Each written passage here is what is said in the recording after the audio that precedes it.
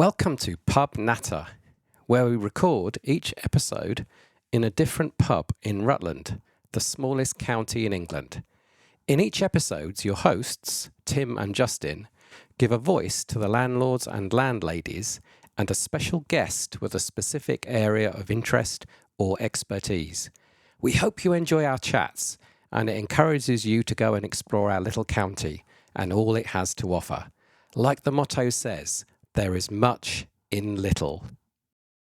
This episode, which is in two parts, was recently recorded at the Wheatsheaf in Oakham, Rutland.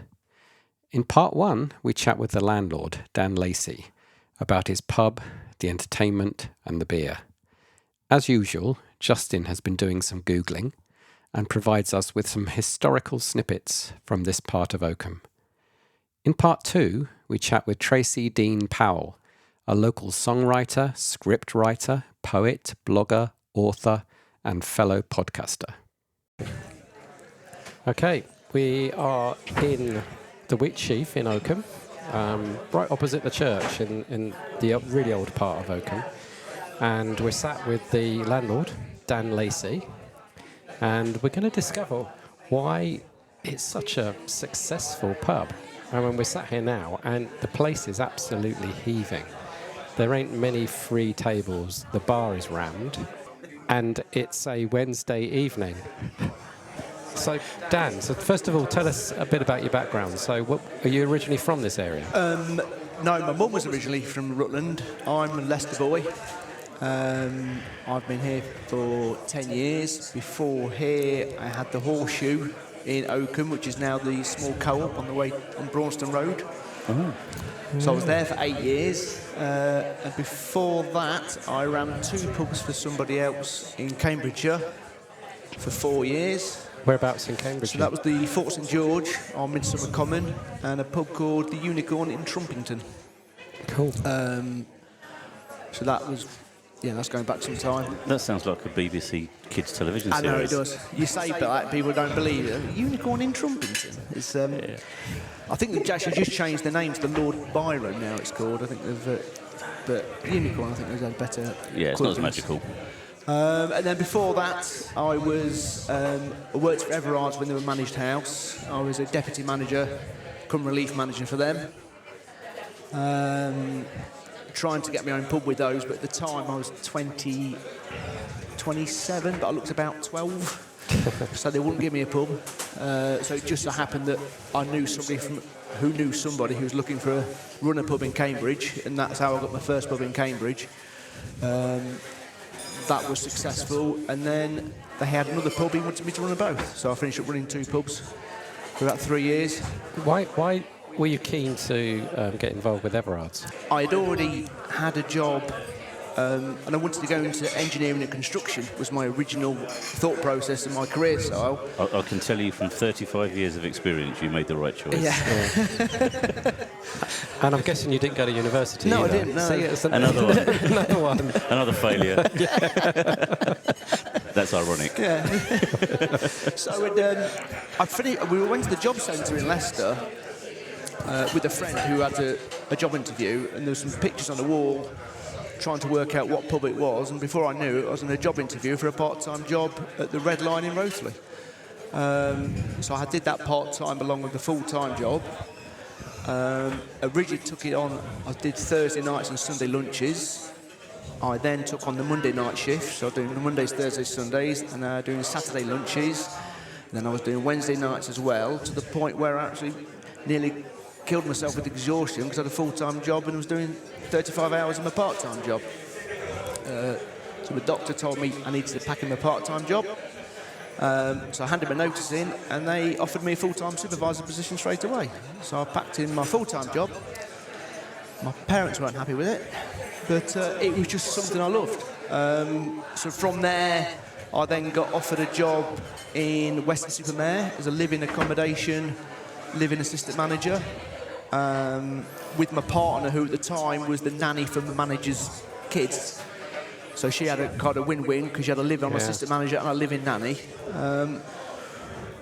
We then had a child together, but we're living in a little one-room bedsit. not really ideal for a child, so we thought, let's come back to Leicester where the family are. And then I started looking at what pubs were available, and that's how I fell upon Everard's. You were there long enough to pick up a twang. Yes. I occasionally go into it, and then I go back into real Leicester. I go in between the Leicester. So I finished at work with Everard's for 3 years, did the relief circuit, which was quite interesting because I think most of my knowledge, I learnt so much doing the reliefs and going into these pubs. Some pubs were run really well and some pubs were just shocking. And you took the best bits of everything. But I was so keen to get my own pub and I was just too young. So I was applying for pubs, they weren't giving them to me, but then they'll give it to somebody else, but then I had to go in to train them. So if you, so let's focus on the positive. What were 3 key things that you learned when you said you went to some really good ones? Staff training, organisation within the staff, and customers have got to be your number one. As long as you train the staff to look after the customers, and then it'll all come in together. Obviously, I look after the customers, and I'll always go around and talk to them, but I need to train the staff. And I think it's getting harder these days because the younger staff now don't know how to talk to people. So it's very hard for them to go. There's simple things with hello. That's so important, but you'd be surprised how many people don't do it. When I was with Allied Domec, they drummed into you. There was what they called it the 3 rungs of the hospitality ladder. Environment, product and service. And they used to have mystery customers. And if you scored 95% and higher on your service, every member of staff who was on that shift got a £5 voucher.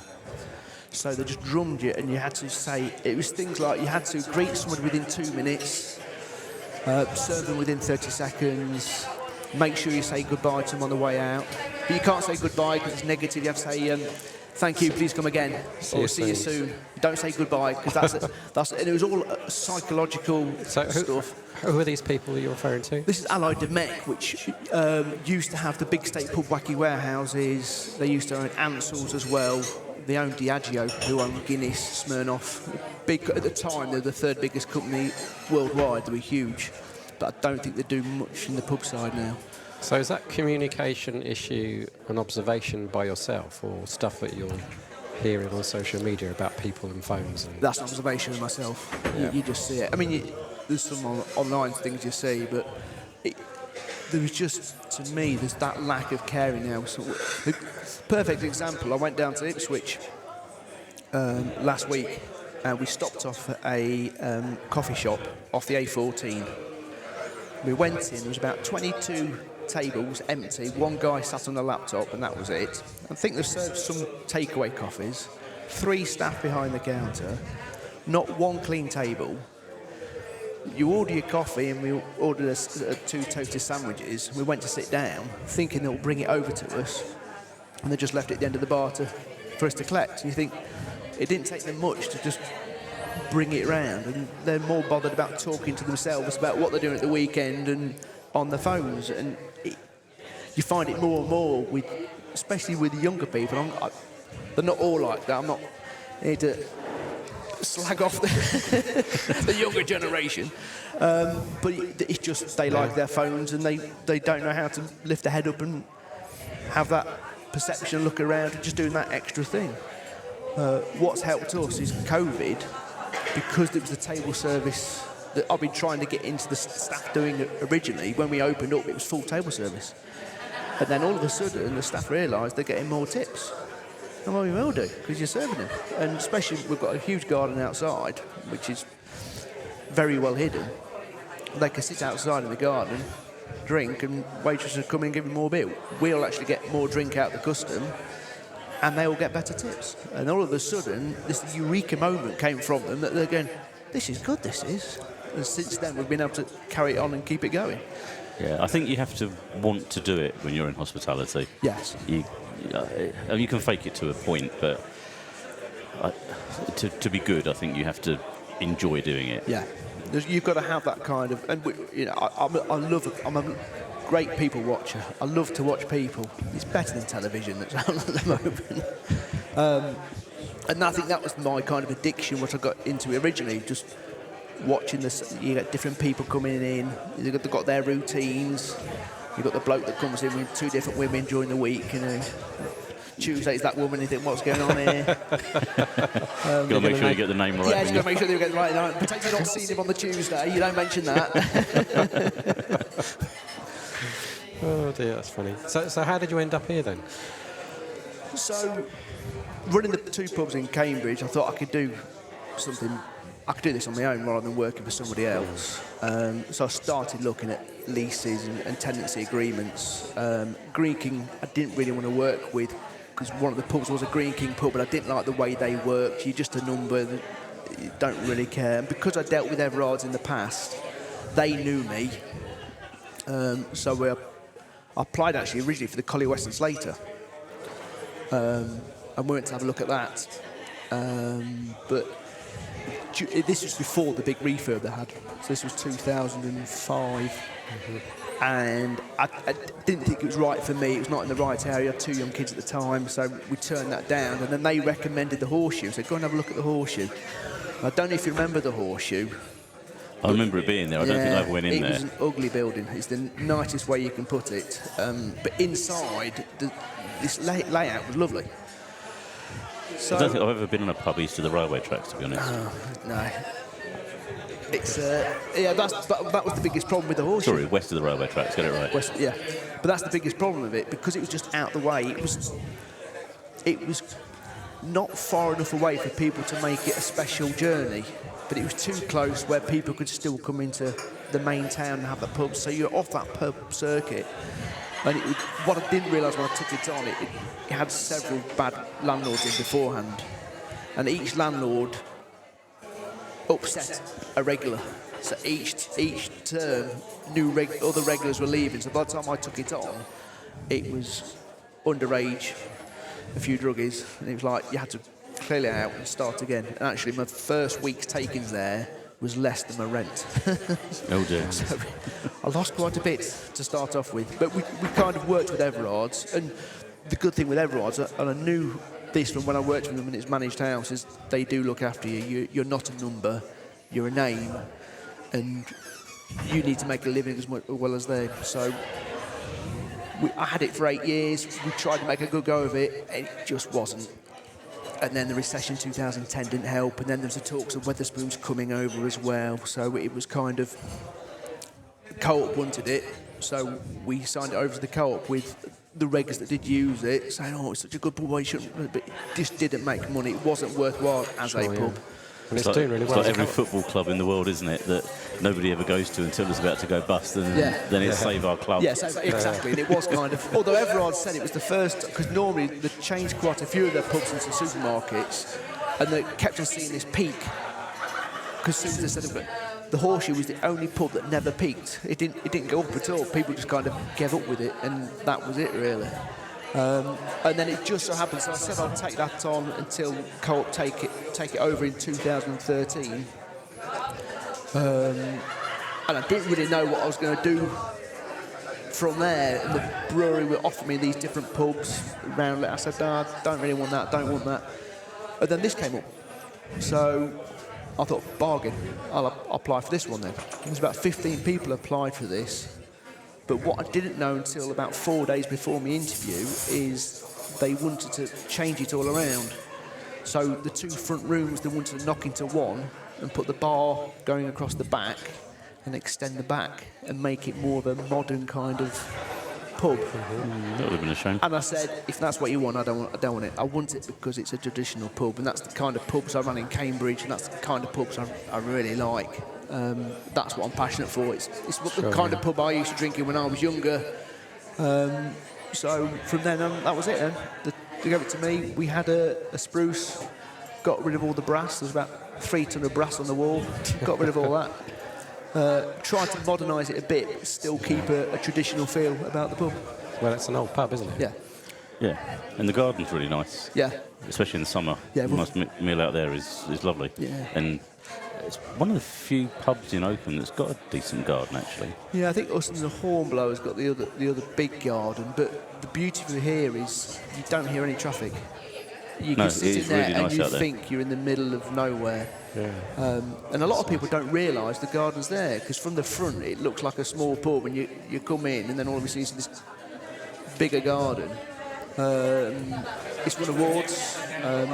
Oakham in Bloom, it's won a few years, and the Agricultural Society, Britain in Bloom, we got a gold award.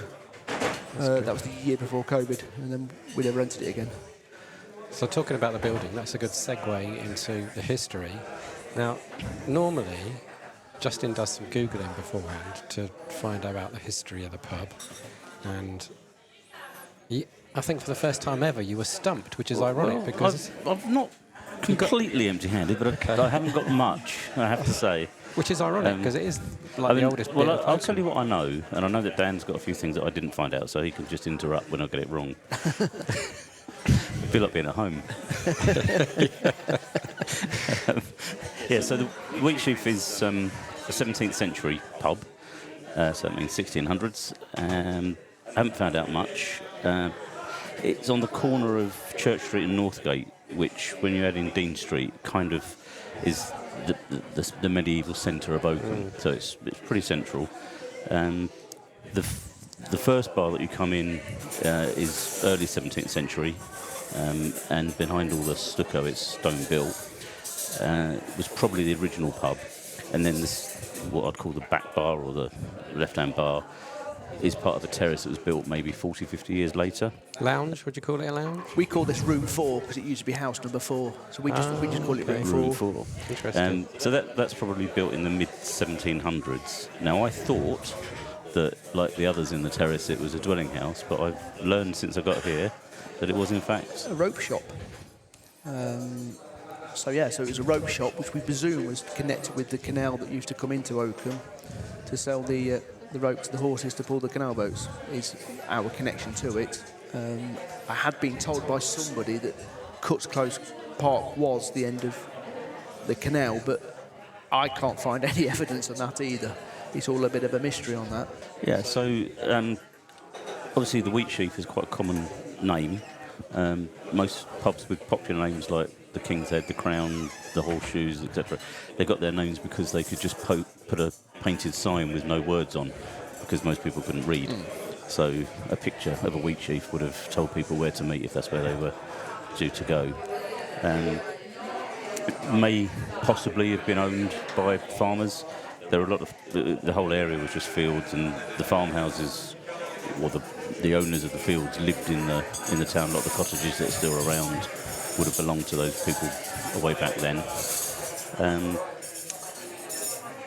And although can't find much documented history, it's a safe bet that where it is, opposite the church, opposite the school, right in the centre of town, there's probably been quite a lot of things have gone on over the years, and quite a few stories that people might know. Yes. So the other one that's just come to me is the back bit used to be the mortuary. Oh, nice. Which is nice. So is it haunted? No, it's not. It's one of the only pubs, I think. There's a couple of pubs I've been in the past which felt not very comfortable, and I didn't want to be downstairs on my own. But here, it's just, there's nothing. There's no gossip on that, I'm afraid. Shame. Well, we talked in the George about how that was on the route for the condemned going from the old jail in Jail Street. From about 1810 onwards, they got rid of the old jail and they built a shiny new jail on the corner of what's now Kilburn Road. So from that point, the Wheatsheaf would likely have been on the route for anybody coming from the court. Yeah. Would have come up Church Passage, past the Wheatsheaf, and then on the way down to what is now Kilburn Road and was then the jail. But we've got some stories about that for another day. So not having been successful in finding out very much about this Wheatsheaf, I decided to have a look about Wheatsheaf generally. Okay. It's the 13th most popular pub name in Britain. There are about 140 Wheatsheafs dotted around the country. If you wanted to do the compass points, southernmost, westernmost, etc., of Wheatsheafs in the UK, you'd start off near Sandown on the Isle of Wight, schlep your way up to Lowestoft in Suffolk, then drag yourself all the way across to Abergele on the North Wales coast, and then from there you'd have to go to Kilmarnock, which is famous only for being the only town I can think of that starts and ends in K. And was always about number 47 on the Paul's coupon, but anybody under 50 won't remember the Paul's coupon. If you did decide to do that trip, God knows why you would, but if you did, you'd clock up 833 miles and a ferry crossing. If on your way you stopped at the Wheatsheaf in Tottenham Court Road, because there's one there, or near Tottenham Court Road, you could say you'd had a drink at the bar that George Orwell threw up over, and where Dylan Thomas met a chorus girl from the Palladium, proposed to her the night he met her, and married her a year later. So, Wow. So that's all I've got on Wheatsheafs. But if anybody's listening, and they know any stories about the Wheatsheaf in Oakham, get in touch with Tim, and we'll share them with people some other time. Just get the right Wheatsheaf. That's the biggest comment we have, is because there's a 4 Wheatsheafs in Rutland. Yeah. And obviously Oakham's the market town of Rutland. Oakham's in all the Wheatsheafs addresses. Yes, it is. So Yeah. when people book tables, they go, that you would do be mean the Wheatsheaf in Oakham, don't you? And they go, yes. And then they phone back 5 minutes later and go, I've got the wrong Wheatsheaf. So the Wheatsheaf in Northgate, Oakham, opposite the church. If you know any stories about that one, Yeah. we want to hear them. So let's talk about your present offerings. Right. So, beers. Beers, well, being Everard's pub, we are tied to Everard's beer. We'll have the 3 main ones on, which is the Beacon, the Sunchaser. So not the Beacon, they don't brew with Beacon anymore. Sunchaser, Tiger and Original. Beacon, they've stopped brewing.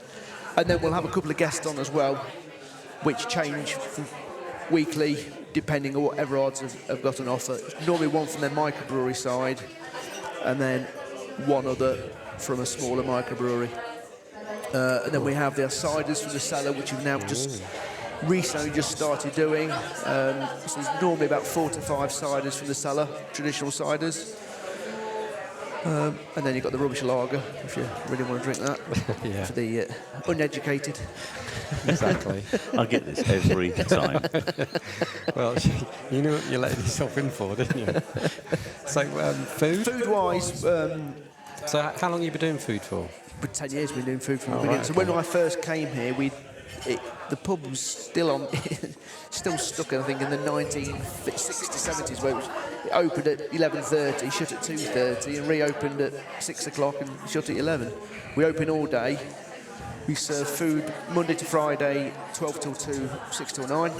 Saturday we serve food all day, 12 till 9, and then Sunday roasts, 12 till 2:30. Do you do breakfasts? No, I haven't got the energy for breakfast. I ain't got time for that. People must go admit- say, well, you should do breakfast. I'm like, yeah, when do I sleep? Yeah. Good point. First time I came in here must have been 12, 15 years ago, and it was God's waiting room. I think the people that were in here were the ones that found the British Legion too exciting. It was known as the old man's drinking pub, and Yeah. Which is why I feel comfortable now. Yeah. he fits in it. It was also a lot of the Oakham School staff use here, so it was nicknamed the Oakham School staff room, because they'll always pile in on the Friday night. So we was kind of trying to get that turned around and offer it to everybody. So we have a knitting club in here on a Wednesday, and that's kind of helped. So we've got. There we go. You can join the Bring knitters. your knitting next time. Who else do we have in? The Age Concern coming. It's not called Age Concern anymore. Good for You've got the retirement. You've got the retirement lunches. I'm only 6 months older than you. Retirement lunches on every other Thursday. Retired. What they called? I can't remember. It used to be Age Concern, but you can't do that anymore because they don't part of it. So they call it the retiring lunch group, Right, okay. which is a group where we do a special offer for them, 2 courses. And then we Just to be a state pension to get that. no, but there's a slight leniency. If you turn up on Thursday for a cheap lunch, you were thrown out. I don't think you can't cut it yet. I've been retired for 2 years. We do a steak night every Thursday, which which is the sirloins, 2 steaks for £25. And Is that still in, And a bottle of wine? no, just the 2 steaks for just the steaks. is that still with Nelson's? We used to do Nelson's. We do Hamilton's now. Oh, Oh, controversial. The old manager of Nelson's was my father-in-law. Oh. So that's why I went with Nelson's. And then when he retired, the second butcher went to Hamilton's. So I went to across with him to Hamilton's. That's good. So that's It's all locally so it's produced. all locally, all local meat. so you changed grass-fed. butchers, not partners. Yes. It's cheaper that way. Oh, I thought there was going to be a juicy bit of gossip coming there. No. Used to be my father-in-law. That was leading into. No. Well, And then we do the quiz night once a month, and that's the third Thursday, which you need to book for, because we just get, it's ridiculous. do people cheat? No, I think that's why it's successful in the quiz. Do the same team win every week? Well, I have a handicap system, so if you win by 4 points, you start with -4 next month. So it's never the same people. What a good idea. And it's good because none of them cheat. They're here for a bit of fun. Yeah. You win a gallon of beer or 2 bottles of wine, so you're not going for a row of houses, but it's just a good crack, good laugh. And you get different teams competing with each other. There's normally there's 5 teams that are always at the top, but we get about 19 teams in. It's manic. We have to bring garden furniture in to get extra tables. We've got people standing at the. So if you don't book, you can't even get in for a drink on that Thursday. Wow. It's mental. So what about future plans? Oh, future plan. Regarding the Wheatsheaf, the problem I've got now is I've run out of room. Unless I can try and buy next door and extend, we're just busy all the time. What we do work, and so we don't really want to change anything. You don't have lodgings at all, do you? No, we don't have lodgings, no. So as the pub goes, we're just going to keep it going, keep the quality there and keep the service there. Whether I look at something else in the long term, which I'm speaking to the wife about, but I don't think she's that keen on doing, but we'll see what comes up, really. But as far as the pub's concerned, we'll just keep going, and I won't let it. One of the nicest, not only the nicest pub in a nice area, but it's an easy pub to run. The regulars are nice. It's an enjoyable job, really. Yeah. I mean, I bet. I mean, how often have you had to throw somebody out? I think here? in the 10 years, I think I've thrown 5 people out in 10 years. Yeah. So awards, you're always getting up there with camera, aren't you? Yeah, we've more and more got a bit noticed by camera. Yeah. So we've just won the pub season. I can't remember which season we won now. It's the last one, which will be in autumn, which is nice. We've been nominated a couple of times beforehand and just picked the post, but it's nice that we're getting recognised by camera. I think some camera members, especially around Rutland, are anti-Everard. I don't know why, but speaking to them, and I always speak to camera members and try and pick their ideas and everything else. And just some people just a bit don't realise what Everards actually do to them.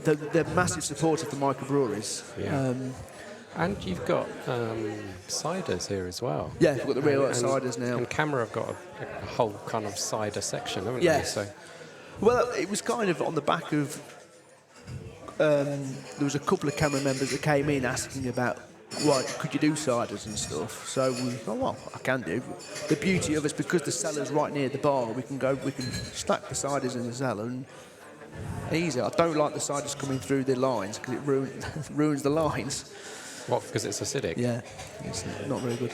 Ciders and fruit lager, fruit ciders do not put through the lines. It's not good for them. It's interesting. So we kind of got on the So bandwagon. you have to go down to the cellar to serve them? Yeah, it's only 2 steps down, so it's not. There's no cellar. The pub's too old to have a deep cellar. It's all on the same floor, so it works out quite well for us, really. And it was just an idea of offering another offer for customers without taking up space behind the bar. The problem I have, the bar is so small, there's limited stock you can put on And there. are they Everard's products? No, they're not Everard's products. They're from all over, really. Mainly Somerset. I was going to say, bring in your previous experience to bear. If you spent your 20s in Somerset, you probably know a thing or two about cider. Yeah. Rule number one is look at the ABV before you start ordering a pint. That's rule number one. Yeah, because there are places where they just sell it in wine glasses. Yeah.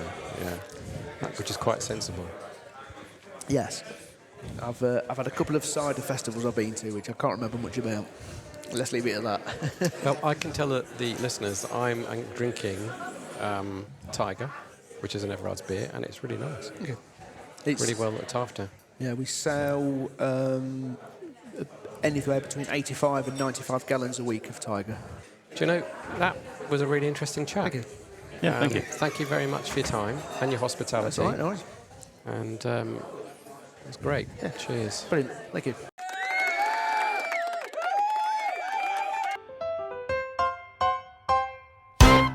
So that's a wrap. And thank you for listening to our latest pub natter.